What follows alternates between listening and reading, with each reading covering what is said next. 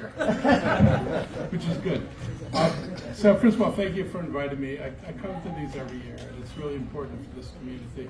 Ethiopian community has made Silver Spring probably one of its most important homes in the country, probably the most important home in the country.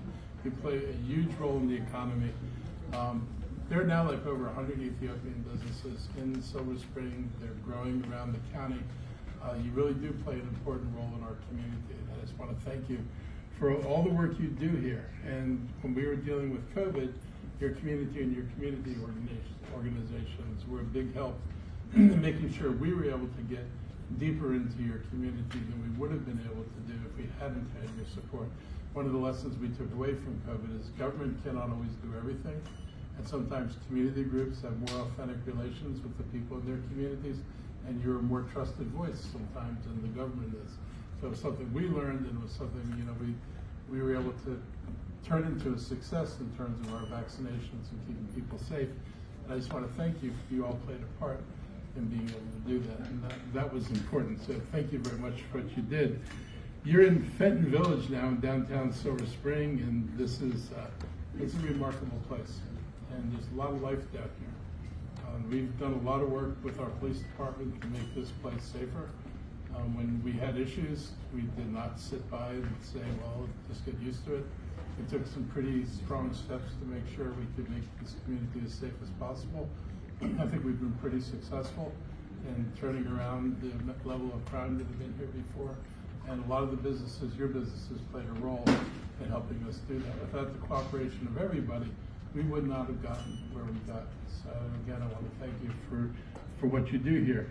Montgomery County, I think, is an ideal place for small businesses. We actually have a county business center, and the business center's focus is to help small businesses. So if you're an existing small business and you have a problem, we can help you. If you're running into issues with permitting, which happens sometimes, we can intercede and we can help make sure that things get handled quickly. And if you want to start a new business and you're thinking, we've got staff that can help you think through what do you want to do, what are the supports in the community that would help you be successful. We want to make sure that you can be on a path to success, and we've got staff and that's their job. When I came in, we did not have a small business office that was working with small businesses. We thought that was missing from Montgomery County, and that's why we put it back into Montgomery County. We want to make sure that we can grow small businesses. We know that the small businesses employ more people than the large businesses do. And you're what keeps the shopping centers filled and the storefronts filled. No large corporation is going to fill the storefronts of Silver Spring. It's going to be small businesses that put their money at risk and put their savings on the line to open a business in this community. And that's something we really appreciate because we understand, and I know from my own personal experience, having opened a business before, knowing what you have to do in order to open the business and the kind of hurdles you face moving forward. So we want everybody to feel like we're here to help you and we're going to continue to help you.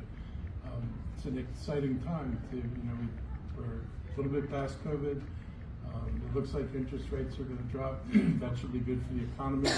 So we should all be benefiting and see an upturn. The cost of investment will probably come down a little bit, hopefully enough to make it more worthwhile for people to put money into their businesses. So there are a lot of things that I think are moving in the right direction. We've got a new superintendent of schools who has a clear vision that they have to get their act together. We rested on our laurels for a very, very long time. It's worn kind of thin. And I think he's aware that there have to be serious changes. We leave too many kids behind. We particularly leave too many black and brown kids behind. We've talked about an achievement gap in this county for about 50 years now. And when you've got a gap the last 50 years, you really haven't done too much about it. It should have been closed a long time ago. And so, I think we're seeing hopeful signs on the school front. So I just want to make sure everybody understands that we are here to help. I look forward. We've been doing trade missions around the world. We spent a lot of time in five Asian countries over the last year. We try to bring businesses back here.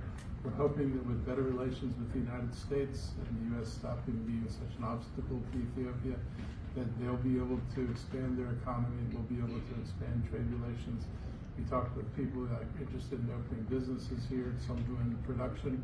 We've got room for production companies, we've got room for light manufacturing, we've got room for retail. This county can handle those things.